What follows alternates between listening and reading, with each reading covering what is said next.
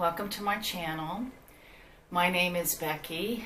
I'm Socks for Mom all across social media. And this is a podcast about cross-stitching, knitting, weaving, spinning, a lot of fiber arts. But predominantly right now, it's mostly cross-stitching. And I'll tell you more about that later. But thank you for stopping by. If you are new, a very warm welcome to you. And if you come back again to listen to me, thank you. I do appreciate it. I have, I'm going to try to keep this a little bit shorter today. And I hope I can get through this in 30 minutes. So I can't really talk fast. I've never been able to talk fast, but I will do my best. So thanks for stopping by. Go get a cup of coffee. Sit down and join me.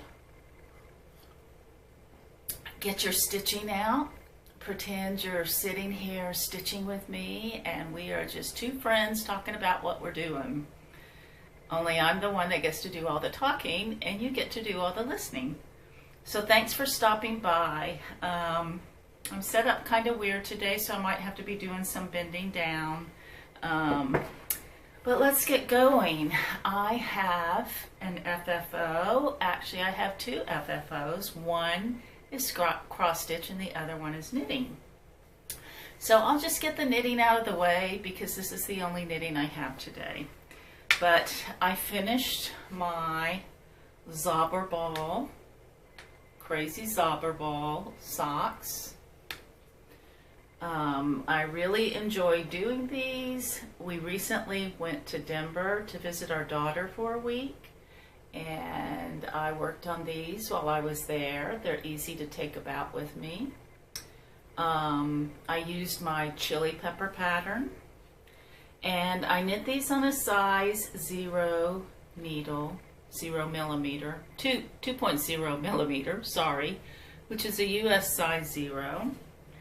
I'll knit them one size up, a 2.25 millimeter for my daughter, and for my husband, there's a moth on the window. There it goes. I'll knit them in an even larger size needle, and I'm just experimenting with that to see if I can get away with just casting on the same number of stitches. I don't know, but I'm pleased with these. I believe the color is rainbow. 101 maybe, I'm not sure, but the yarn is Crazy Zauberball, and you can find the pattern on Ravelry. It's a free download that I put out there called the Chili Pepper Sock. Next, now let's get to some stitching. I've kind of decided I want to be monogamous on things to the end of the year so I can get a lot of things out of my whips corner.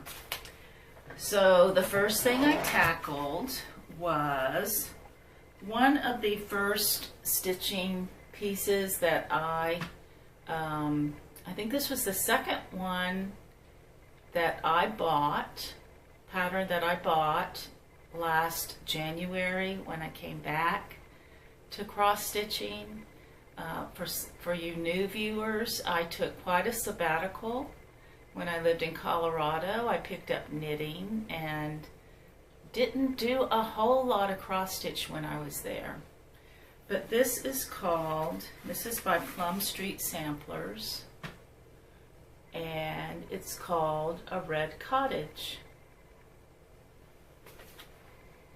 And so it is stitch 1/1 on 36 count. Vintage Meadow Rue, I believe is the color. And I love that little bitty house that's stitched 1/1. I just really enjoyed working on this piece. And what makes it especially special to me is that I framed it myself. I used Teresa Vignier's tutorial, the Kitten Stitcher. She has, I think, 2 tutorials out there on how to do this yourself, and it gave me the confidence to do it. and I did it, and I don't think I will ever do anything but this from now on, because the frame, let's see, you can see the frame. The frame I purchased on eBay, and it was an eBay seller that would build a frame for you. And I had been looking for quite some time for a perfectly square frame like this, and found this on eBay. It was only $10.95. And in lieu of the glass, you could get it with the glass, but I asked them if they would cut some foam board for me. And they did, because I told them I would shout out their name. And I will put their name in the links below. I will tell you, although I'm happy with this, there are some things I'm not happy about. Some of the corners on this frame are not flush. Maybe one of them, possibly two. And when they cut the foam board, they cut it slightly too small.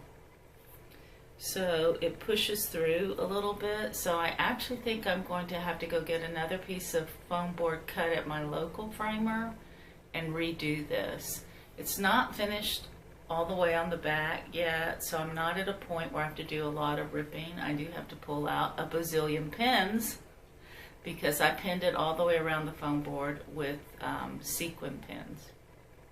But all in all, I'm really happy with this. And I'm also happy to be passing the stash today to somebody who wants to stitch this. So if you want to stitch a red cottage, I want you to tell me in the comments below, I would like to stitch a red cottage. And if I had a red cottage, it would be located blank. Tell me where you would like to live with your red cottage. Would it be up in the mountains? It doesn't really look like a beach cottage. Actually, the only place I can see it is in Williamsburg, Virginia. Maybe New England somewhere, but quite possibly in England. So you tell me where your red cottage would be located, and let me know whether you would like to stitch this, and I will draw and let you know next time who I will pass this pattern on to. So those are my two fully finished things. And now I will move on to my finished, but not all the way finished. Let me see here. I thought I was organized and everything was laying out neatly, but you know how that goes. Any of you podcasters out there. We get it all laid out neat and last minute shuffling before you know it. Okay, I finished Paulette Stewart's Plum Street Samplers Turkey Bay. I wasn't going to finish this until November, but one of my Instagram friends, Kim, decided she was going to go ahead and do it, and she's super, super fast, and the little competition clicked into my brain, and I said, I'm going to get this done. I'm just going to finish it up. I just had a little bit. So here it is. The fun turkeys up there, turkeys in the waters, turkeys everywhere. And my husband said, are there flowers growing out of the boat? That man, I tell you. So about this, what I learned from this is that I do not like using two threads. I don't enjoy railroading. I feel like it goes really, really slow. Because I'm used to stitching 1/1. There is a place on this that I accidentally did that, and I'm not going to tell you where. I kind of fudged a little bit and went back over parts of it, but I didn't feel like ripping it out at that point. So this is Turkey Bay by Paulette Stewart. I am probably going to finish it like Deb did on the Country Stitchers, and put it out at Thanksgiving only, because I'm not sure I want it out year round where people can look and find that one part of it that's only 1/1. Yes, that is true. So it will go out at Thanksgiving. And when I'm finished, fully finished with this, FFO'd, remember I'm still learning the terms. I will happily pass this pattern on to somebody. Okay, so that is my progress. Let's see what's next. What's next is I can tell you about my works in progress. Like I said, I'm trying to be monogamous. I want to kick some things out of here. And I'm working on, like a million other people, I'm working on that cardinal. I'm working on 'Tis the Season. And here is mine. I'm over halfway done. I am now working down on this end to put all the holly and the berries in. This is really pretty. The pattern has it set up for 32 count, but I went with 36 because I'm not about to go on 32 and do 2 strands. I'm using 1 strand, and I am starting to think that I might really prefer 40 count. I'm tossing out a lot of numbers, aren't I? That's it, no more number talk.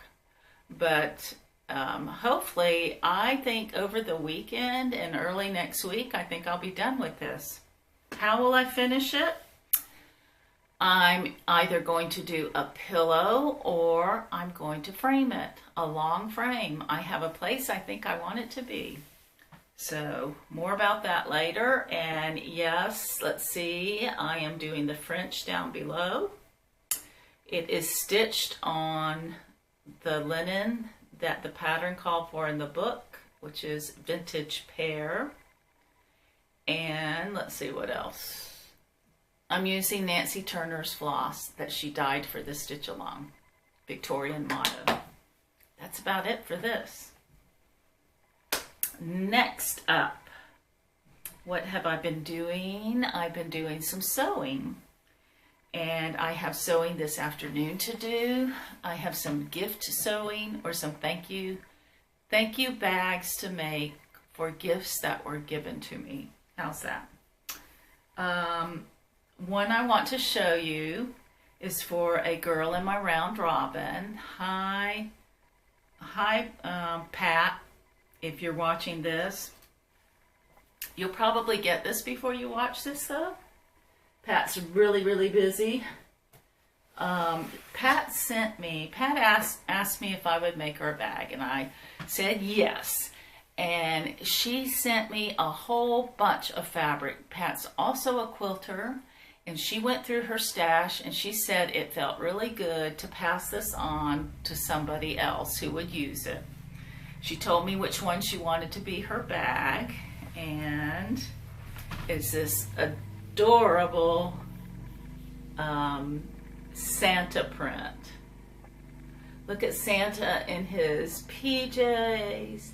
He's got socks, he's got hiking boots, he's got mudluckers, mittens, scarf. This is just really cute. And oh, there's gonna be a glare on it, plastic glare. She picked out this red. It's really pretty. You can't see it, unless maybe I unzip it. See if that'll work. Really pretty red. It's a little bit brighter on the camera than it is in real life. It's kind of more of a blood red. And this is so cute. There wasn't enough to make a bag for me to match Pat's, but I did successfully get a sock bag made for me.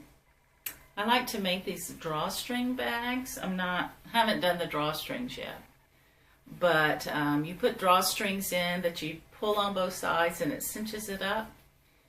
And I like to carry my socks around in the car in bags like this to knit. It's really cute. I love that Santa. He's so cute. Cute, cute, cute. So I was able to make a little sock bag for me, so every time I use it, I'll think about my new friend, Pat. Thank you, Pat, for the fabric. You guys will be seeing other bags come out of the fabric that Pat sent me. Dogs have found a back way into this room. You might see the door open with the big dog. Okay, what's next? So I've done that sewing. I've got sewing to do this afternoon. This weekend, I'm going to go through fabric and I'm going to start sewing up more bags that I probably will put in my Etsy shop. I'm thinking seriously about reopening my Etsy shop, and I'm really in a mood to use up stuff and get it out of here. So I'd like to sew up all the fabric I have. I got rid of a lot of fabric when I moved here from Colorado 2 years ago, and I'm kind of regretting it. Anyways, I've got some sewing to do this weekend, and there will be more on that. I'll let you guys know if I end up doing that, opening my shop. Next up, arrivals. So on my last podcast, I talked about how much I loved reproduction samplers. And loving history like I do, I was first drawn to reproduction samplers when I lived in Virginia, and I was in college. I was majoring in history, and I always thought, I went to school out of state, and I always felt like I was coming back to the Northern Virginia area and I could work in some museums. That didn't happen. My dad moved to Denver, and so when I got out of college, my mom and dad moved to Denver, I went there instead. But I loved the samplers back then, the historic samplers. And so I've always been drawn to them, and now that I've come back to stitching, I really want to stitch some reproduction samplers. I've got a lot on my wish list that I'm eventually going to do. But if any of you guys have patterns, reproduction patterns you want to get rid of, and you'd like a bag, I'm open to bartering. A very, very nice lady contacted me after that last podcast and said she had two, I'm not going to say her name, but you know who you are if you're watching. Thank you. She had two reproduction samplers that she had for a very long time. She thought she bought them maybe 20 years ago. They're by Exemplary. I think that's how you say it. If any of you know the history of that, leave me a comment. I'd like to know what happened to this designer. I don't think she's designing anymore. But let me show you what this woman sent me. I'm just going to show you the one I'm working on. I picked this one first. It's called the Eleanor Taylor Sampler. And the date is 1784. And the verse says, if you desire to worship God aright, first in the morning pray and last at night, crave for his blessing on your labors all, and in distress for his assistance call. I like that. So this is the sampler.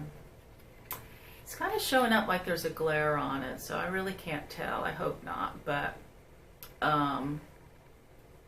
I'll show you the colors. They're not nearly as golden as this is coming across. And this sampler, the original, is in the Henry Ford Museum.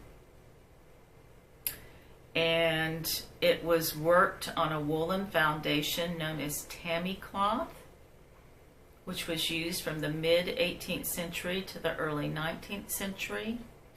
The floss used on the original was of silk. It was hand-dyed linen of 35 count. And the hues are very muted, as you will see. And I have a couple thoughts on that. And they're just speculation. I don't know this as fact as all, you know.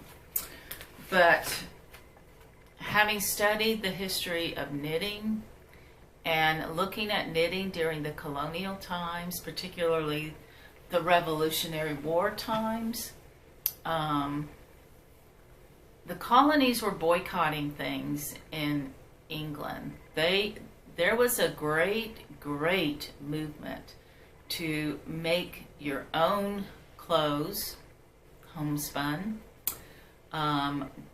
spin your own wool, raise your own sheep, spin your own wool, dye it yourself using natural resources.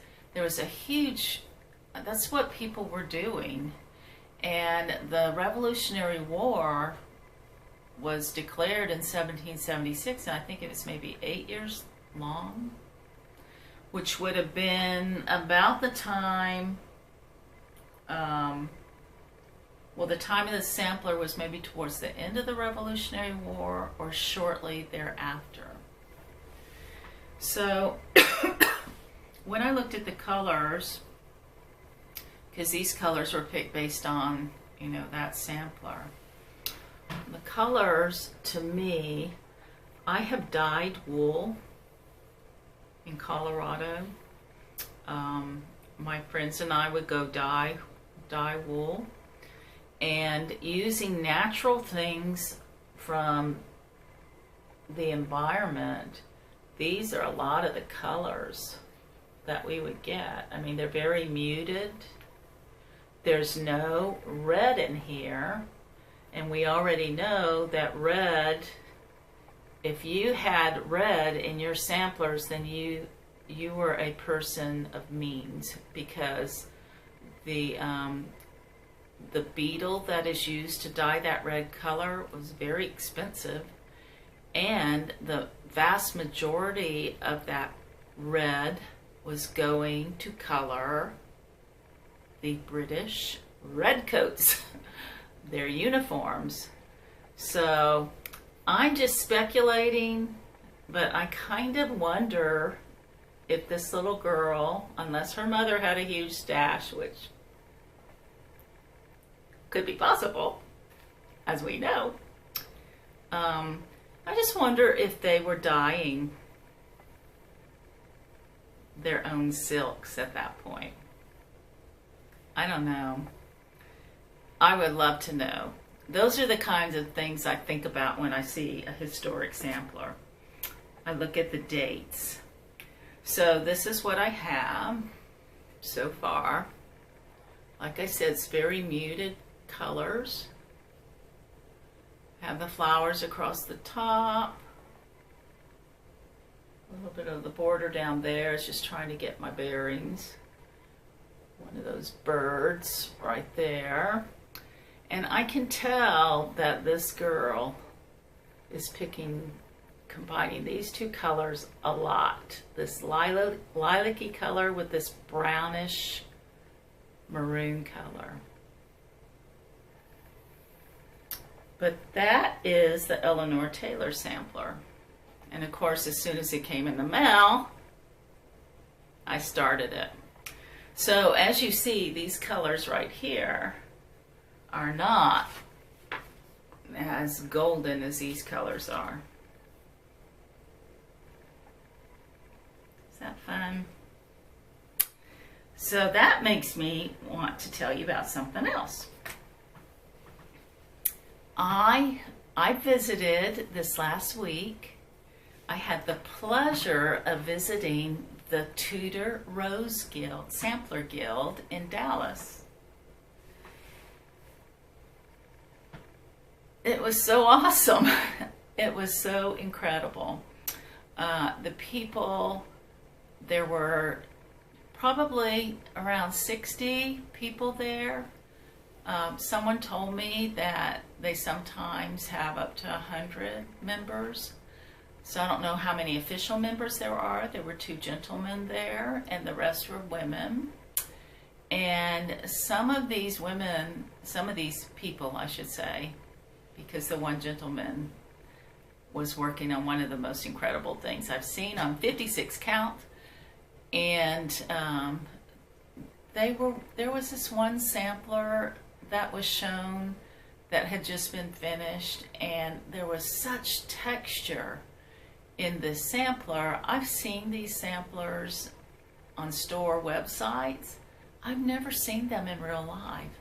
I knew that a lot of these had specialty stitches, but I didn't realize what a specialty stitch does to the texture, how it just makes the sampler come alive. So to say I was inspired is an understatement. I was awestruck. I was thrilled to have found a group like that. I was thrilled to hear the designers that were coming in this spring. Beth Twist is coming in, and I'm working on His Eye is on the Sparrow, you know, that thing on the wall, as my husband said. And I'm not going to explain that. You'll just have to go back and watch when I started that sampler to get the story on that. But she's coming in the spring, which of course makes me want to bring that to the forefront, and so that I can have a whole lot more done than just one page when she comes. How cool would it be if I asked her to put a stitch or 2 in my His Eye is on the Sparrow? I don't know if that's acceptable, but you know me, I'm going to ask her. All she can do is say no if she doesn't want to. So she's coming in the spring, and then in the fall, my very favorite, Paulette Stewart, is coming. And she's the designer of Turkey Bay, and I've been working on the Heritage Sampler and several other of her things. So I'm just thrilled to have found this group. Paulette Stewart designed the crowned bird. If you've seen that sampler, she designed that for this group. That's why it says, it has the initials on it, TS, the Tudor Rose, forget it. Anyways, and there's Tudor Roses on that sampler. So I had the privilege of visiting the Tudor Rose, and I will go back, and I may have volunteered for something that may be really amazing and scary and a lot of work, but I'll tell you about that on another time. Also, what I'd like to show you about that is and I got a kit too, let me see where it is. They talked about every year they do an ornament, and we all got a kit, and it was free because the designer homespun. I don't know what's up with my camera today. It keeps stopping. Homespun Elegance very graciously has allowed us, I'm including myself in the gilding, I haven't paid my dues yet, but I'll say us, has given the guild part of a design that she has sold to use on the ornament. This is a Tudor Rose, and this is 'Tis a Mystery ornament. And what I'm going to do, there's several options, but what I'm going to do is to take this little Santa and his sleigh right there and put it inside this watch fob. So we got the watch fob, or the pocket watch. We got the beads for the snow. These go inside the little pocket watch, and then you can shake them like a snow globe. We got the linen, we got the floss, and we are supposed to stitch our little design on the little linen, 1/1, 32 count. And at the next meeting, we'll finish it.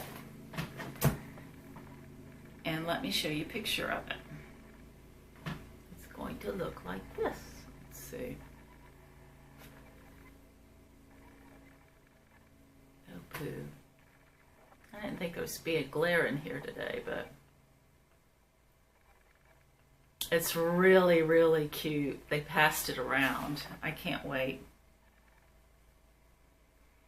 So that's going to be a lot of fun. I'm so excited that I found this guild. I met Michelle, who is the Cozyegg FlossTuber.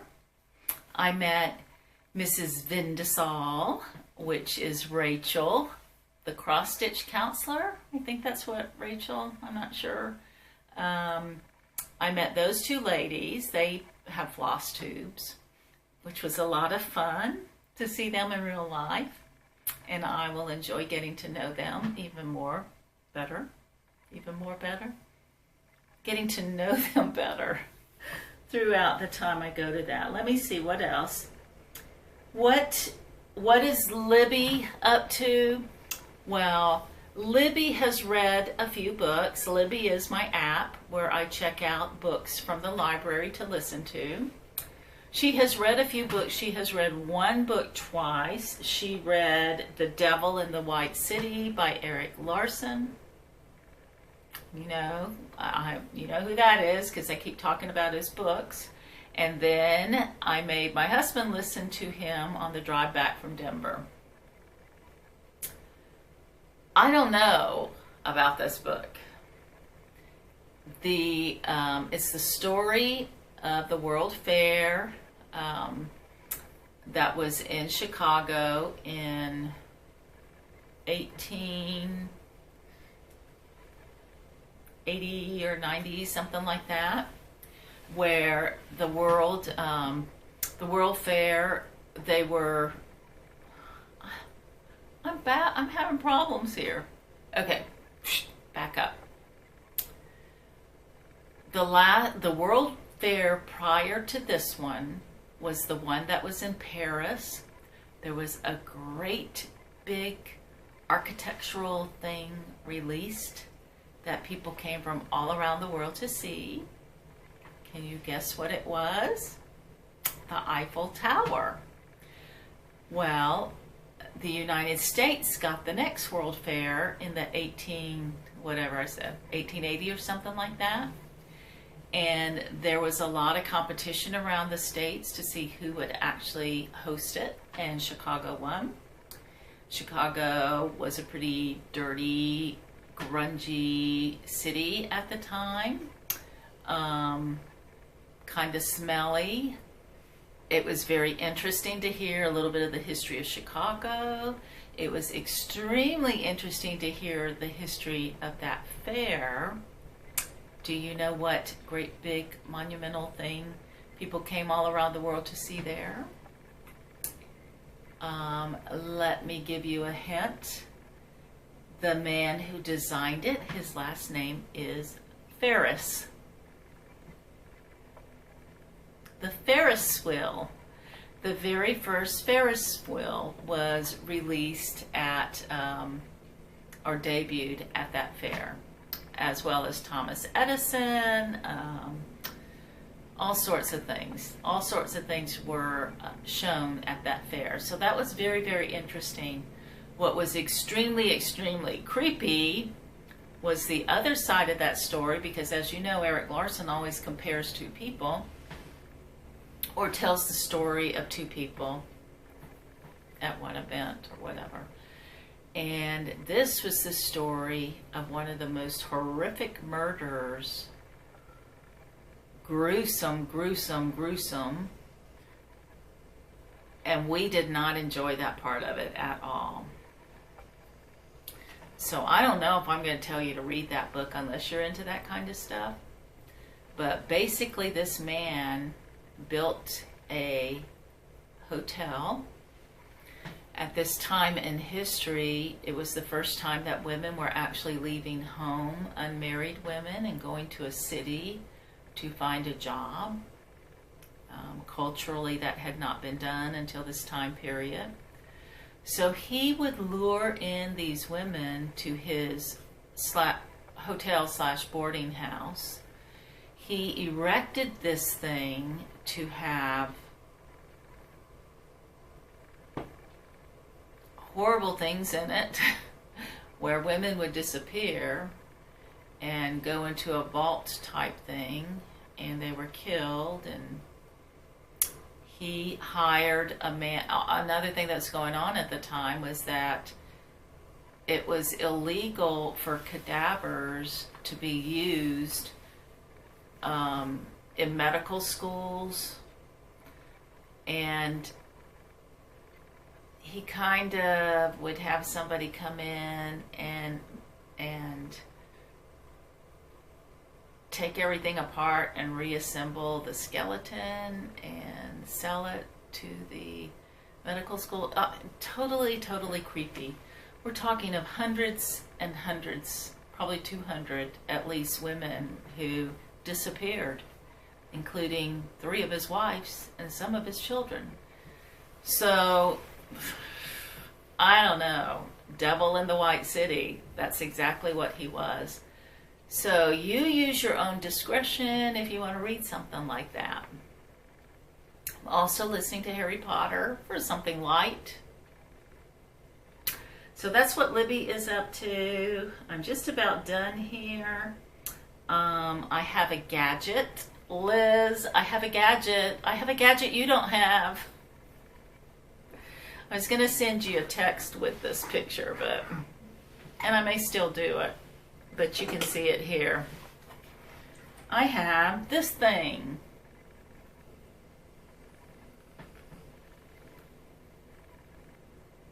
That Vanessa recommended.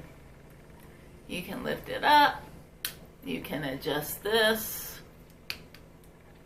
You can turn the light on.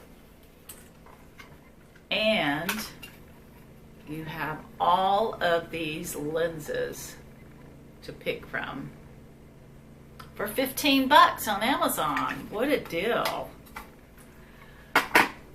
It's called the Yocto Sun, and Vanessa, my friend Flame Fingers Vanessa, recommended them to me, and I really like them, except this nose part right here kills my nose. So I have to get some pads or something. I'm not quite sure what to do about that. You can adjust it to fit your nose, but it just sits right here, makes kind of a dent thing. Now, my vision hadn't been too great lately, and my husband is telling me it's because I'm using magnifying things and it's weakening my vision. Do you guys, have you ever heard that? Have you ever heard of that? Really? If you have, let me know. Because I'm not doing anything without a magnifier, I'll tell you that. Not at this stage of my life. So that's my gadget, and the last thing I want to do is the drawing for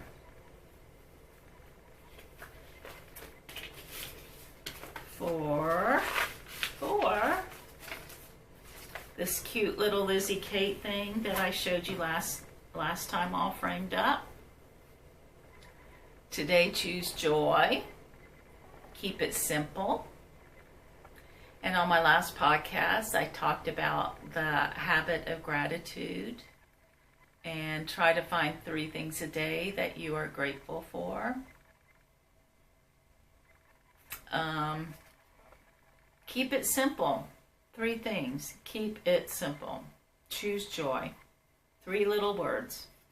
So I would like to pass this on. I drew a prize for, oh, I can't believe it. I left it in the other room, but I'm going to come back when I edit it. I'm going to put the name down here. I believe it's a dancing pony or prancing pony or something pony. I do remember what she's thankful for. She's thankful for her health. She's thankful that on that particular day, her horse was really good and obedient when she went on a ride. And she was thankful for the sunshine. And I'm going to put your name down here. I really apologize. I left it in the other room. And I will also put my email down below. And if you send me an email with your address, I will get this sent out to you. So friends, I think that is about it. Thank you for stopping by. Think about subscribing if you enjoyed this or giving me a thumbs up. I do appreciate it, but what I appreciate the most is getting to know you guys. I love chatting with you in the comments. I love the community of FlossTube. We all share a love of stitching. And also knitting, if you're a knitter and you're watching this. And I have often quoted at the end of my podcast, Elizabeth Zimmerman, who is a great knitting guru to us knitters. And I think what she used to say can apply also to stitchers. In the rhythm of the needle, there is music for the soul. So you guys take care. Think about that. Think about choosing joy today and finding 3 things to be thankful for. I already wrote down a little fuzzy caterpillar I saw when I was walking out to get the mail. And I'll be looking for 2 other things today. So you guys take care, and I guess I will see you, it looks like in 3 weeks. I keep saying 2 weeks, but it looks like I'm pretty much following the 3-week schedule. So take care. I'll see you soon. Bye.